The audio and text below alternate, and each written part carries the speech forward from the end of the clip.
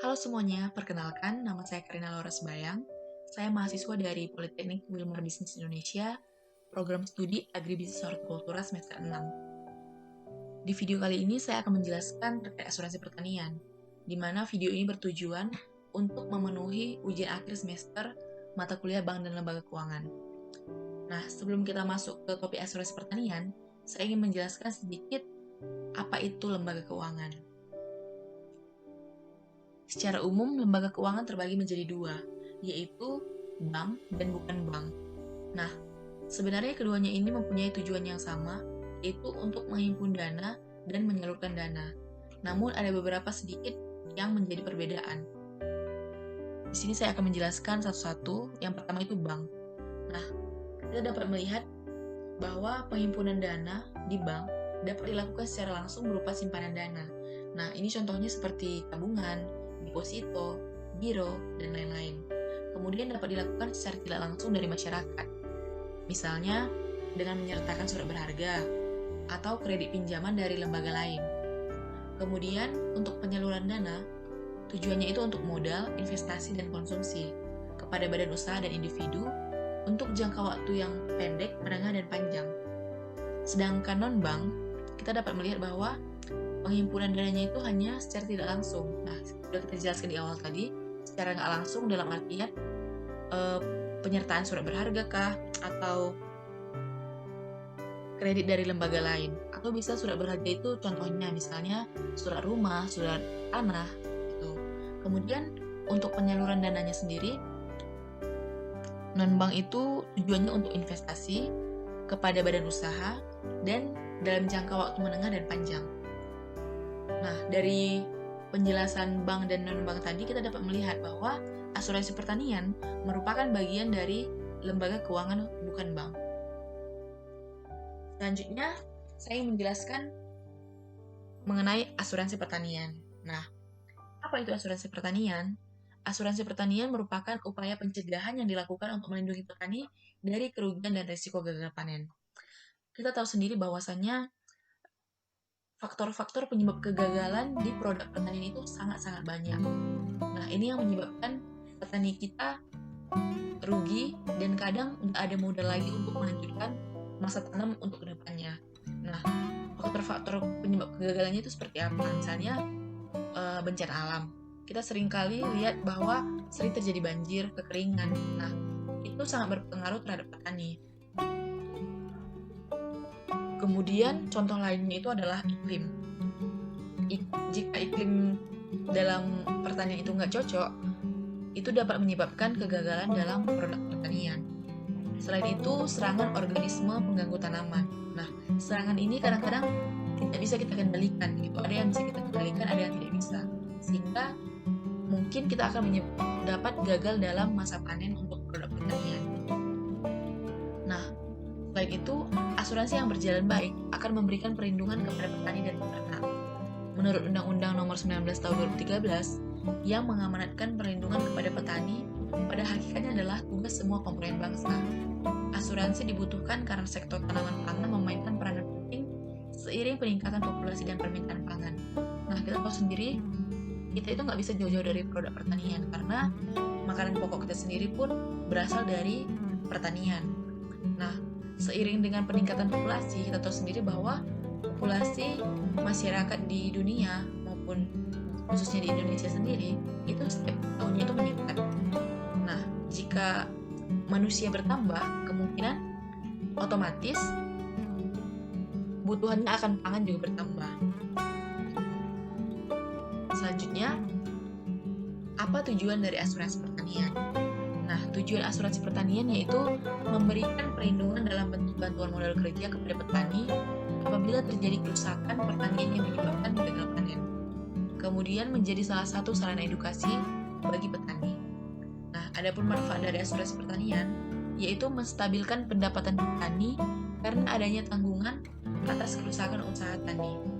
Kemudian mengurangi batas pengaruh bencana alam dan mencegah dampak serangan organisme pengganggu tanaman. Karena untuk asuransi pertanian sendiri, khususnya di padi yang sudah diaplikasikan, ketiga hal inilah yang tanggung oleh pemerintah jika kita terkena bencana oleh bencana alam, serangan pengganggu tanaman. Kemudian, mampu melindungi petani secara finansial terhadap akibat kegagalan panen. Dan yang terakhir, asuransi pertanian juga diharapkan mampu memberikan kontribusi terhadap stabilitas sosial dan ekonomi nasional.